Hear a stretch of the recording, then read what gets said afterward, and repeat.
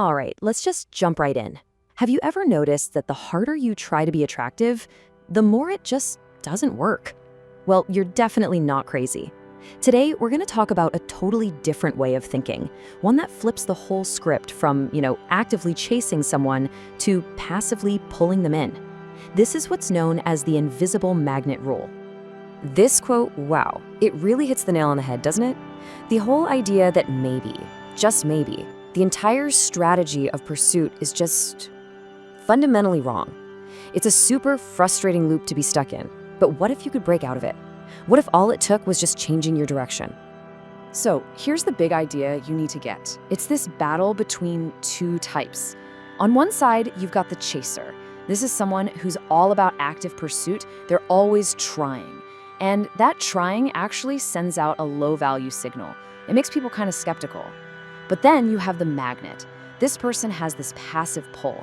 They just radiate an influence that people see as high value, and it draws others in without them even trying. So how in the world do you become the magnet? Well, the very first principle is all about your internal energy. Because according to this way of thinking, real attraction doesn't start with the clever things you say to people. Nope, it starts deep inside you, with a really intense, singular focus. Now, this next idea is captured in this really simple but powerful phrase. You're seeing it in Hindi, and what it translates to is, work will get you everything. But look, we're not talking about your day job here. This means an obsessive, laser-like focus on your purpose, your art, your business, whatever it is you're building. That obsession, that's presented as the true source of your magnetic power. So what exactly is an aura in this sense? It's not some kind of mystical, magical force. It's the very real, productive energy that you just radiate when you are completely locked in on your mission. Think of a character like Tony Stark. His focus on his work was so total that he gave off this energy that made people, whole companies, and even governments want to be around him. Okay, but that internal energy needs a vehicle to get out into the world, right? And this brings us to what's called your biological hardware. The idea here is that your physical presence, your body, is like the computer that runs the psychological software of attraction, and that hardware has to be tuned up. And the very first piece of that hardware, it's your voice. How you speak is one of the quickest and most powerful signals of value you can possibly send. It's not just what you say, it's literally the sound and the rhythm of how you say it. And here's the playbook for how to do it. Using strategic pauses, that signals you're not desperate for approval. A deeper tone, well, that's just hardwired into our evolution. And speaking with clarity shows you actually believe in what you're saying. You put all those together, and you communicate this incredible sense of self-control. Now, the second piece of your hardware is your physical frame. This is described as an honest signal, because, think about it, you can't really fake it. Not easily, anyway. It's a direct reflection of your discipline, of your commitment to yourself. So what does that look like in practice? Well, this slide breaks it down, but no matter the specific look, the real message here is about discipline. Having a physical presence that clearly shows you've put in the work, it subconsciously tells everyone that you're the kind of person who does what they say they're gonna do. Okay, so we've talked about the hardware. Now let's get into the psychological software. And this is where things get a little complicated. This framework pulls in ideas from what some call dark psychology.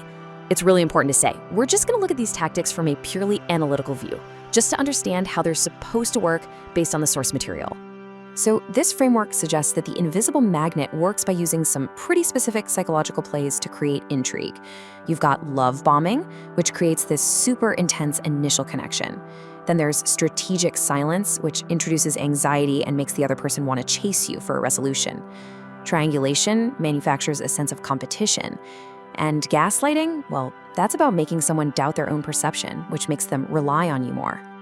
So what's the psychological engine that makes a tactic like strategic silence so powerful? A lot of it comes down to this, the Zeigarnik Effect. See, our brains are literally wired to want to finish things, to get closure. So by being a little unpredictable or mysterious, you create what's called an open loop in the other person's mind.